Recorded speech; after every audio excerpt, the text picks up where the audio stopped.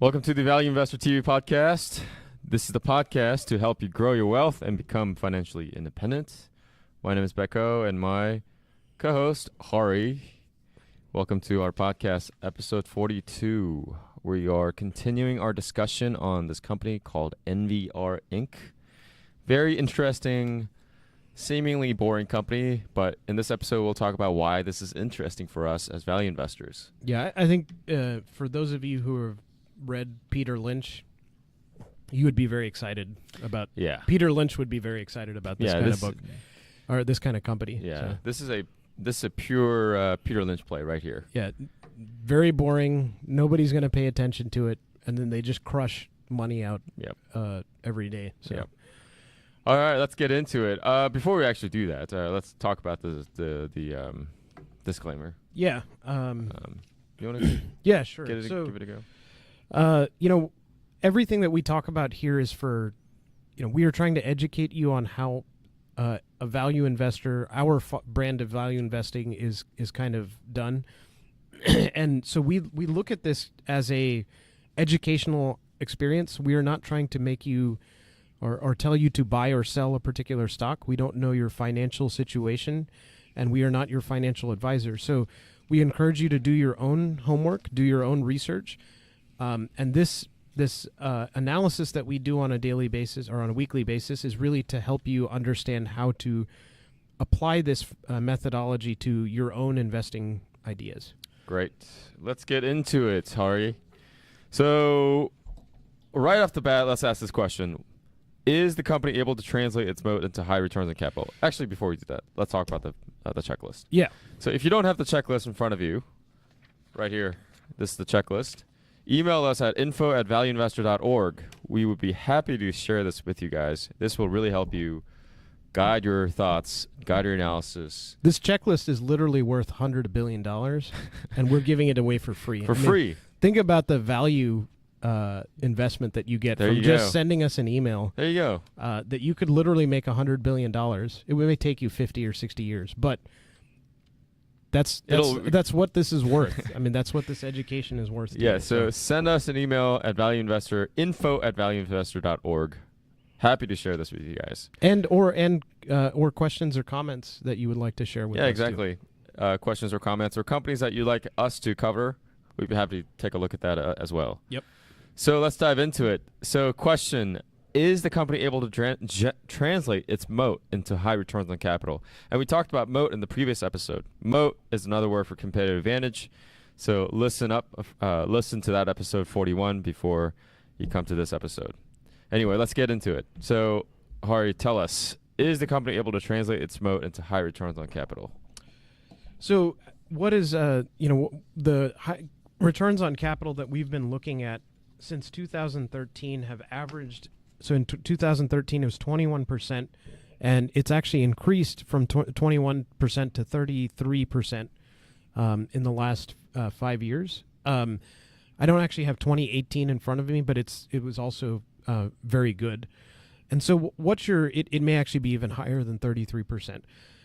So the thing about home builders is that there's a cyclical nature to that. So when the economy is doing well, they're building a lot of homes. Yep. When the economy is doing poorly, their profitability will suffer tremendously. So the interesting thing about a company like this is we're talking about boom times right now, right? The interest rates are very low. The market is very hot for homes. People are buying homes because the economy is doing well.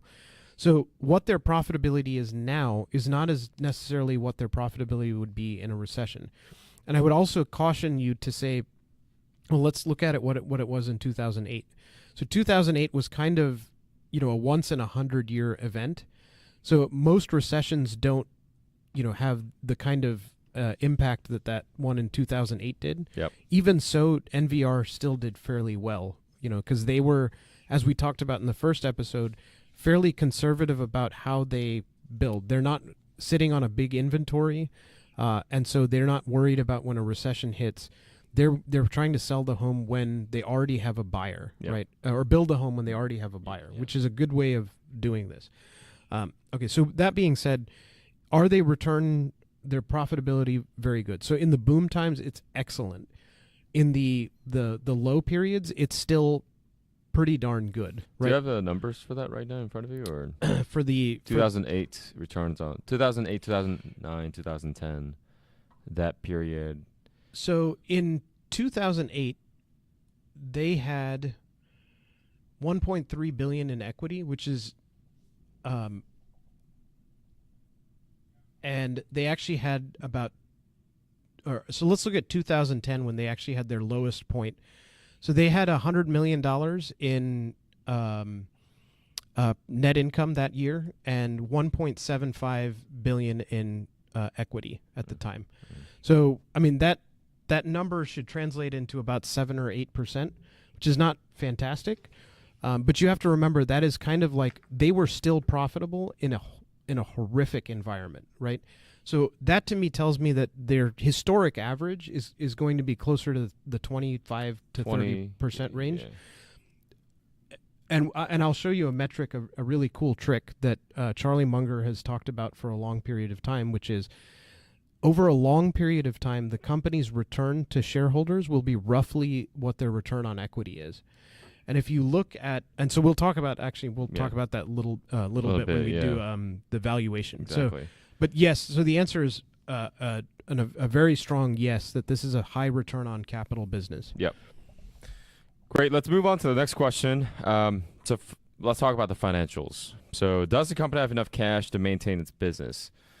Yeah. Does the company have enough cash to maintain its business? I think this question naturally leads to the next question. Does the company maintain reasonable debt level? Yeah. So those two questions. Let's Take it away. look at it from their balance sheet. Yep. It's pretty rock solid. $600 million in cash, or 650, and they have about 600 million in debt. But they also generate about 600 million in it was closer to 800 million this last year in free cash flow. So one of the good operational metrics that we talk about is they should be able to pay off their entire debt in about 3 years, based on 3 years of free cash flow. Yeah. And so their debt is not actually due until 2021. So they still have 2 or 3 years, and they should have plenty of cash to use that, to pay it off. They also have a revolving credit facility, which they don't seem to be utilizing much of because they have such a large cash balance. Yeah. So I want to also make the point here that since they are a U.S. company, they don't have to worry about cash balances in other countries. So if you generate a profit in another country, the U.S. is one of the few countries where they charge you a tax to repatriate that money. And they actually charge it at an income tax rate. So if you make money elsewhere, they're charging you tax at your income tax rate when you bring it back, right? So Donald Trump did a one-time repatriation benefit where you pay like a 5% tax on it, and that was part of that Tax and Jobs Cut Act. So, but this company doesn't have to worry about it. So that 600 million is literally available in cash for them. So think about that when you look at an international-based company, like when we talked about Skechers or Canada Goose, and compare that to these guys. All of that money is available, so they probably don't need to tap into that credit facility very often. Okay, so we talked about debt level, we talked about enough cash, and we actually touched on the last question also. The question was, can the company generate a strong amount of free cash flow from operation? I think the answer there is a strong yes. Yeah, so 700 million or 800 million in free cash flow this last year, 600 or so the year before. It's very solid. Yeah. All right, let's move on to the next question. Let's next bucket of question about the management. So is management properly incentivized to protect shareholder interest over its owners? Yeah, so the reason that this company is interesting is management actually has less of an impact on the business. They've already gotten a blueprint. So that, first of all, their CEO has been there since 2005. He's worked at the company since 1981. So he's been there a very long time. And, his incentive structure, they have a equity-based compensation, and he gets a $3 or $4 million, salary in cash. So what I look for in these kind of situations where the business is not necessarily tied to a having a strong manager. And these are the types of businesses you want. You don't want like the situation where the manager, has to leave, or retires, and then you get in somebody who's incompetent. You want a business that can survive in an incompetent management, right? Yep. And this is the kind of business that's like that, right? Yeah. They have a very distributed management structure. If you think about it as their general contractors who are actually overseeing the house are actually, management in a lot of ways, Yep. right? So the senior management is doing a lot less than in a company like Skechers or Canada Goose, where they're directing product, NVIDIA, or NVIDIA. Yep. Not to say that all of those companies didn't have solid management, and but this is a different type of play. Like the CEO leaves, I would be a lot less concerned about the future of this company. Yeah. Yeah, so it's interesting. It's like you said, the blueprint is right there in front of them. They have a long history, operational history, and they know how to succeed in good environments and bad. So the management doesn't really play a huge role in valuation. So let's move on to the next question. Has management handled excess capital in a shareholder-friendly way? Yeah, so the answer to that is you can't even get right. you can't even get better than these guys, Yeah. right? So more than half of their free cash flow since 1996 is being spent on share buybacks, and that is why this company is so outstanding. When you look at how they return money back to their shareholders, they don't pay a dividend, and they have no plans to pay a dividend because their shareholders will actually get a double tax in that case, right? They pay the income tax, and then they pay a dividend, and you have to pay taxes on that. Yep. These guys return all of it to shareholders, and so they fall into this grouping called the share price cannibals. So what they do is, AutoZone actually is another company that does this, and there are several others. The classic example from the book, The Outsiders. The 100-bagger. Yeah, it was a 100-bagger called Teledyne, where they returned back 90% of their shares. And these guys are getting fairly close. So in 97, they had 11.2 million shares outstanding. That number is now standing at about 3.6. That's undiluted. If you look at it diluted, it's about 4 million shares. So they've reduced that share count by 7 million shares or so. So more than 2/3 have been just taken off the table. That's pretty incredible, actually. And so when you look at it what has that impact been to the company? To the share price. To the share price. Let's not even talk about the share price for a second. Okay. Earnings per share in 98 was 5.1. So that number now in 2018 is 220. And that is through but compare that to their top line. Yeah, so their it's grown about 40 times. Earnings has grown 40 times For EPS. Yeah, for earnings per share. Yep. But revenue has only gone from 1.9 billion, 1.95 to about 9 billion. I'm sorry, 7 billion. 6 and 7. Yeah, their market cap is 9.5 billion. Their So revenue like is 5x, 6 to 5x. Yeah, but their earnings per share has gone up 40x. 40x. Right? Yeah. So 40x, it's not how much you make, it's how much you keep, right? And that's the Per earnings share. per share. Per share. And that's what is the real story behind this company is that their earnings, their net income was 56 million, and it's now 790 or 800 million. So let's say that's for the sake of this, that's gone up about 12 times, but their 40 times. Yeah. Or earnings per share has gone up 40 times. Yeah. So just by buying back their shares. So if you imagine how powerful that is as a company, that when they just keep buying back their shares, and every year they were authorizing, so this year they just announced a $300 million share buyback. And so we talked about this earlier. Over a long period of time, does their return on equity should roughly equate to their shareholder returns, right? And so their shareholder returns have been, since 1998, compounded annually 30% per year. Wow. So that is insane. All right. That's First of crazy. all, that far exceeds all of these companies that you've probably heard about.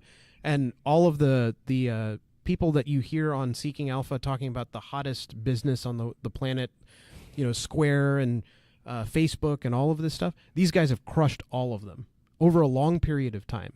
So, Amazon may be one of the few that has exceeded these guys, and Amazon is way overvalued at their current price. So these guys have maintained a PE of like 8 to 10 for a very long time, and they're still trading around that range. This is a fantastic business, and this is why value investing is so powerful. If you literally made one decision 20 years ago to buy this company, like I should have, because I'm an idiot. Shame. I would have been far better off than all of the work that I've done. It's not like I didn't recognize this. I saw this in 1998. It's not hard to see. This is a very well-run company. But what you see with this kind of business is, over the long period of time, there's been 2 major recessions, and this company just keeps going up. Still gets a 30% annualized return. So that's what we're looking for with these kind of businesses, is the punch your ticket once and then just sit on it for a really long time. And this is not something that, now they're a $9 billion company, they're just not going to keep doing. What's stopping them from continuing to do this in the future, right? Yeah. So 30% annualized return over the last 20 years, even though their company is only growing revenue at around 10 to 12, sometimes 15%, depending on how the market is doing. But because of their focus on shareholder returns, you're seeing a much higher rate of return for you as an owner. Yeah. Again, kind of going back to the question of, has the management handled excess capital in shareholder-friendly way? The answer is a resounding yes. Yeah. It's a resounding yes. That's why the EPS has grown 40x when the top line has only grown like 5x. Yeah. So that's very, very important as a shareholder with a long-term perspective. That's really, really important. The next question in the management segment is management honest and open. You kind of touched on this a little bit. This is kind of a idiot-proof company. Anyone can be in the executive role, and you just have the blueprint is right there. Just follow the blueprint. So that's one part of the question. But in terms of honesty and openness, transparency, I don't see any red flags, Yeah. and I can't say anything in the affirmative, but I can't say anything negative either, really. So to me, that it's more of less of an issue because this company isn't really managed. It's not centrally managed. It's it's a fairly distributed thing. So I don't see it being much of a problem. Yeah.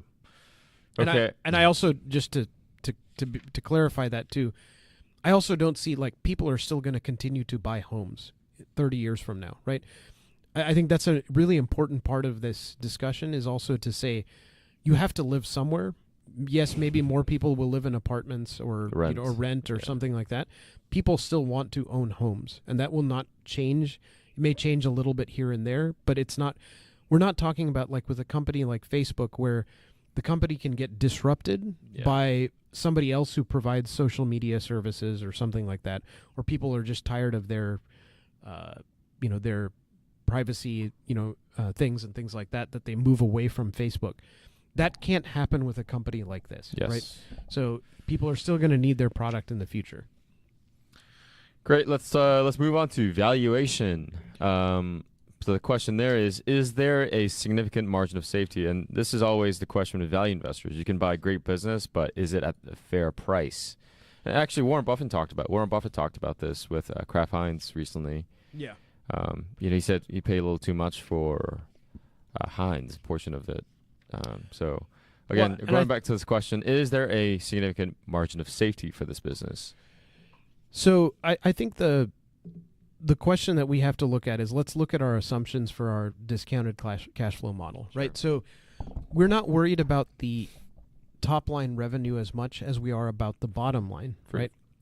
And the free cash flow that it generates, right? Yeah. So the interesting thing about this company is their depreciation expense is exactly the same as their property, plant, and equipment expenses every year. So you're just going right into it. So it's just really their net income is the same thing as their free cash flow, right? And that's as we talked about before, they don't have a lot of property, plant, and equipment, right? It's trucks, it's their business, their building. But that's all out in the subcontractors' books. It's yeah. not on their books. Right. So so a lot of the equipment for actually building the house is not even on their books. On their books. Yeah. So they may have a few things here and there Right. that they just need trucks to get around to people's houses Yeah. and stuff like that. But vehicles to move things around. That's it.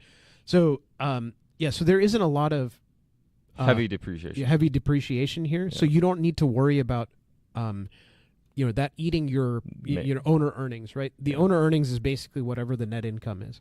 So now that when you say that, they have grown earnings per share at 30% per year for the last 20 years. I am still going to be conservative and take a growth rate of 15% per year. Yeah. Let's cut it in half and just say that the EPS is going to continue to grow at 15% a year. I don't see any reason that would be that they will deviate from that, but let's assume that we have a recession coming into play. Well, let's give them a 15% growth rate for first 5 years and a 10% growth rate for the next 5 years after that. So year 6 through 10. So again, I don't think that's necessarily the case, and we're going to use our same 10% discount rate, and we're going to their shares outstanding are actually 3.6 undiluted and 4.0 diluted. So they do have a lot of options outstanding, and they have a net debt of zero because their cash is $650 million on the balance sheet and $600 million in debt. So I'm just going to zero it all out and give them no debt. A debt and okay, you're just canceling cash and debt. Yeah. Okay. Yeah. Yeah. So we always use that as a net calculation. You can put in the $600 million and it doesn't really change things all that much. Yeah. And they also generate tons of free cash flow, so I'm not worried about it. So margin of safety is still 50% because I'm super conservative, and people will tell me that I'm overly conservative, and I would say I don't care what you think. So we're going to continue with that same number. And, they're trading around their margin of safety price right now. Can you tell us what the result is? Yeah, so we're getting around $2,600 a share in the $5,200 of intrinsic value. Yeah. And they're trading at around $2,600 a share right now. So they are very, very close to the price. So a little wiggle here and they're below that price, little wiggle and they're above that price. But you're getting a company that's compounding earnings at 30% a year with a company like this. Now, what's interesting about a company like this is they will take a fairly big hit in a recession. Yeah. And you can scoop up even more shares in that time. So I don't play the timing game with any of these kind of investments. And I'm not telling you whether or not I own this. I don't own NVR, but I'm not telling you that I'm going to invest or anything like that. What I'm saying is this company is trading at a fairly close to that margin of safety price. Yeah. And I think it is reasonable to assume that at 15% a year earnings per share growth, they're cheap. If that number is any higher, 20%, 25%, they're below the margin. They're very much below the margin of safety price. Yeah. I think it's interesting. The share cannibalization that happens in this company is pretty astounding. If you look at the stock price, the shareholder return, the total shareholder return, it's incredible. Yeah, and again, I just want to point this out too. Companies trading at or below, significant below the margin of safety is rare to find nowadays. Yeah.